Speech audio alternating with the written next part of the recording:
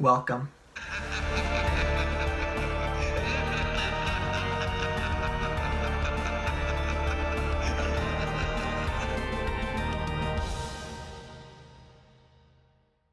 Everyone, it's Bill. I'm filling in for Ryan today. He's feeling a little bit under the weather.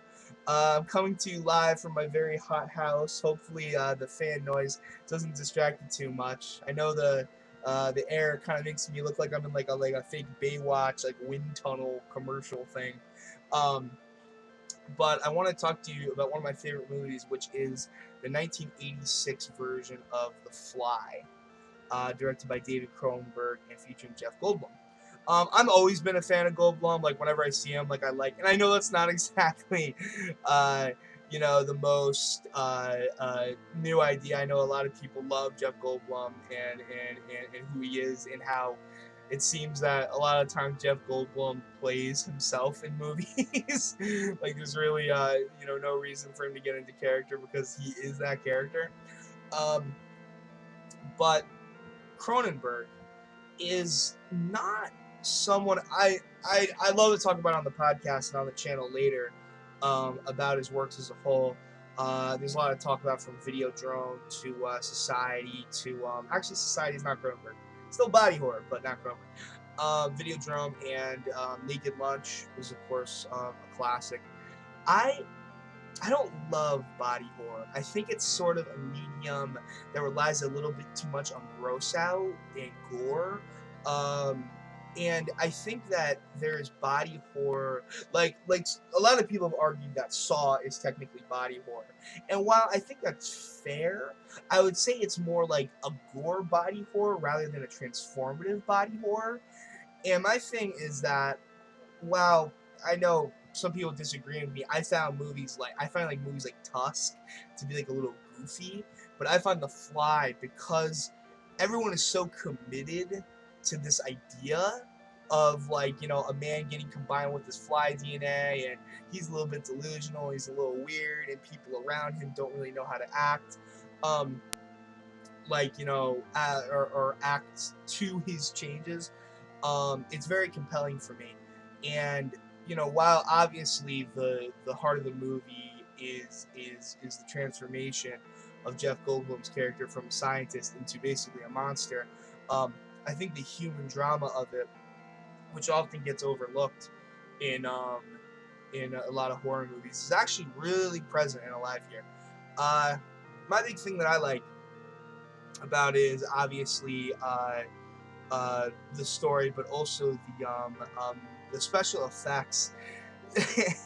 Like it must have been the late '70s, early '80s. Like I love to do like ratings board, like what was allowed on like major theatrical releases, because the early '80s it must have really kind of lax after a point because this movie was an R and it was released in theaters. But it is, lack of a term, really fucking gross at times. It's really gross. At the end of the movie, like this is gonna be spoilered, spoiled milk, by the way. You know, by the end, you basically figure out that as a result of his teleportation experiments and his own genetic material getting combined with that of a housefly, he basically has a larvae sort of slowly changing him from the inside, and he basically becomes a fly at the end. Like he turns fully into a fly, which is a little different from the original '50s movie, but there's just something about the whole transformation scene at the end that really gets me. Even when they're not talking about stuff related to the main transformation of him, the visual transformation. There's like a scene where he breaks a guy's arm like right here, and you see like the bone. There's a part where he's trying to use his voice control thing, and it's not working because his voice doesn't sound the same as it has. Um, I think it's great. I think it's fantastic. Um, there's a lot more I could say about it, but I think the more I talk about it, the more I'm giving away what makes it such an interesting viewing experience.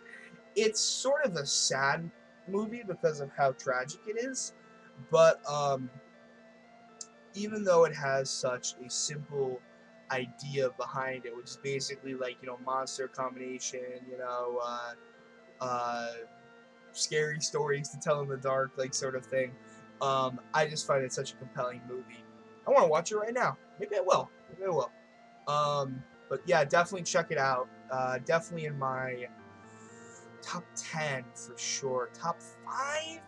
I have to actually make a list. I have a rotating list. I don't really believe in the concept of ranking movies. I know Ryan would probably disagree with me, like, on the show. Like, I just like find it so hard to assign movies, you know, uh, numerical values close to perfect. But the Fly is a very good movie. It's not a perfect movie, but it's very good beyond the realm of horror. But definitely check it out. Very highly rated. I'm your friend, Bill.